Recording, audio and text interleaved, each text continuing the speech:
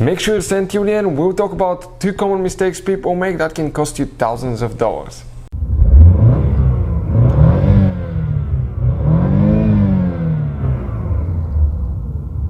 Hey guys, welcome back to Electrical Car Repair Live. Thank you guys for watching and subscribing to the channel. Today will be super helpful video to any of you having a Dodge Charger. If you have a Dodge Charger, you're trying to find where the fuse for the steering column module is located, stay with us. We'll explain that in this video today. Very important fuse, guys. We'll explain common mistakes people make when replacing a fuse or relay that can cost you thousands of dollars in damages.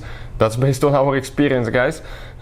We done that mistake before. We'll talk about how to test fuses, why it's very important to do that, and where to buy cheap fuses from. All that will be covered in this video today. Before we start, let me just tell you a little bit about us, guys. Every single car we get here at the garage, we try to make at least 200 to 300 free repair videos. Why we do that? Because our mission at the shop is to save you as much money as we can. All we need in return, please subscribe to our channel, like the video, that way we can keep making these free videos. And if you guys want to buy any parts, tools for your Dodge or any vehicle, you want to get them at a good price, quick shipping, check out the link in the description of the video below. That's where we get all our tools and supplies from. So let's continue now. So what people will usually do, guys, they will come, open the hood, and they will hope that this fuse is somewhere in that fuse box that's under the hood. But bad news, guys, it's not here, it's somewhere else. If you have problems with the steering column control module, it could be, guys, okay, sometimes after replacing the fuse you might need to reset things. The only way to do that practically, to reset all the codes and faults, will be using a scanner to access the computing systems. And on some of these new cars, they may have up to 50-60 computers, guys. That will be your best friend. I will put the link in the description of the video below to that scanner. You can check current price and features, but you can access every computer system, read codes, delete codes, see live data, and you can see, guys, right there, you can see it works on almost any car you can think of. So let's go ahead, okay, and explain where that steering column control module fuse is located now. So you will need to come and open the trunk.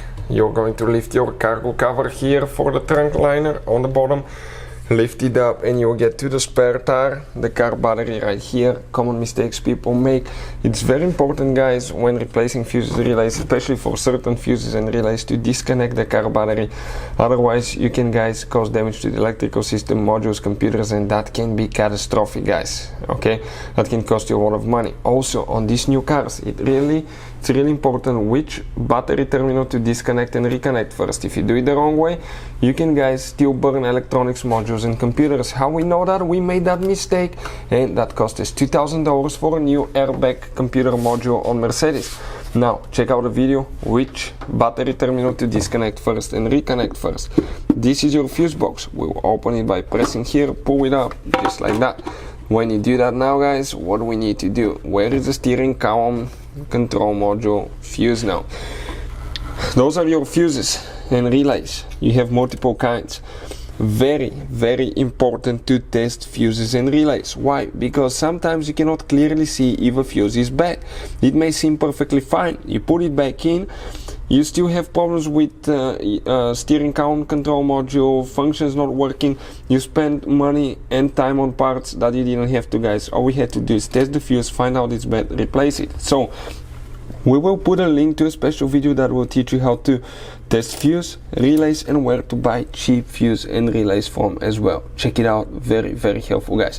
Which fuse we need to check? It's actually a 10 amp fuse, and we're going to come right here, not counting the big one. We have 1, 2, 3, this 10 amp third fuse right here, guys. You can see that fuse right there. That's the fuse that we need to check.